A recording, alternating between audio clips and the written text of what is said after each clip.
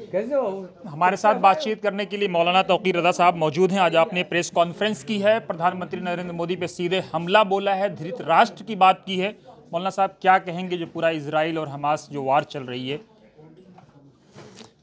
Israel और Hamas का मसला नहीं है।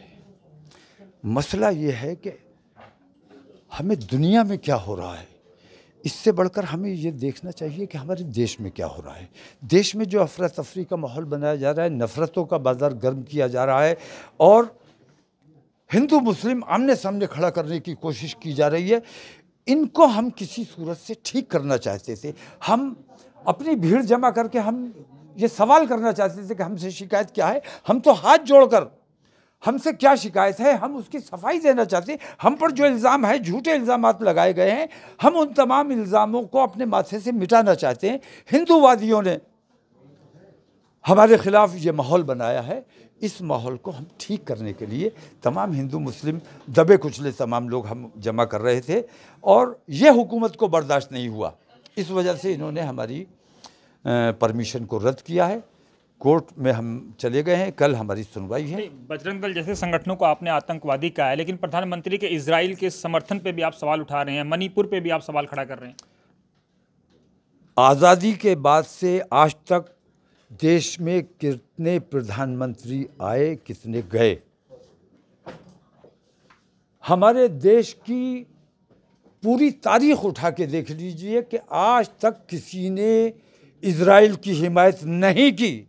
यहाँ तक कि भारतीय जनता पार्टी की सरकार जब अटल बिहारी वाजपेयी के दौर में, उस वक्त भी कोई अटल बिहारी वाजपेयी को सुनिए आप, उन्होंने भी उसकी मुखालफत की है। तमाम लोगों ने आज तक उनकी मुखालफत की है, इजराइल की मुखालफत की है। ये पहले प्रधानमंत्री हैं।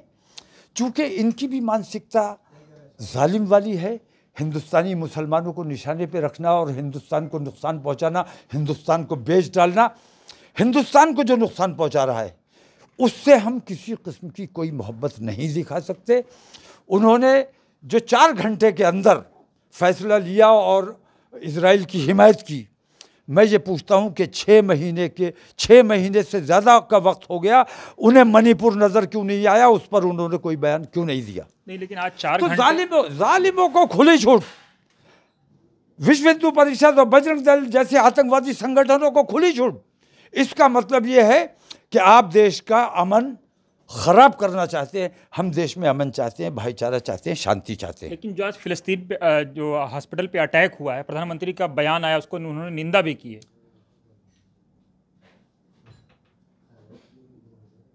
हिंदुस्तान को जो स्टैंड लेना था, नरेंद्र मोदी को जो पहले दिन स्टैंड लेना चाहिए था, वो उन्होंने जल्दबाजी में फैसला किया। बड़े ओहदे पर जो बैठे होते हैं उनको बहुत सोच समझ कर काम करना चाहिए। मैं कहता हूँ 10 साल में तकरीबन 1.5 लाख फ़िलिस्तीनियों का कत्ल किया गया, वो नरेंद्र मोदी को नज़र नहीं आया। और झूठी खबर आई कि 40 बच्चों को मार दिया।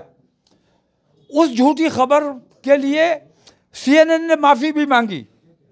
उस झूठी खबर को हिंदुस्तान में प्रचारित किया गया, तमाम टीवी चैनलों पर चलाया गया। उस झूठी खबर की बुनियाद पर प्रधानमंत्री नरेंद्र मोदी कोई फैसला लेते हैं तो ये कितना बड़ा अन्याय है। उन्हें सोच समझ के कोई फैसला लेना चाहिए। छोटा सा आखिरी सवाल, अरब देशों पे भी बहुत सारे लोग सोशल मीडिया पे सवाल खड़ा कर रहे हैं, उस पर आप क्या कहेंगे?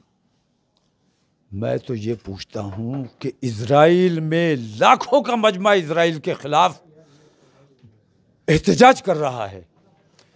जहां इजराइल में इजराइल के खिलाफ एहतजाज हो रहा है और उन पर कोई पाबंदी नहीं लगाई जा रही है, अगर यहां कुछ लोगों ने एहतजाज कर दिया है तो तकलीफ किस बात की है? आप अपनी मानसिकता दूसरे पर थोप नहीं सकते, लाद नहीं सकते।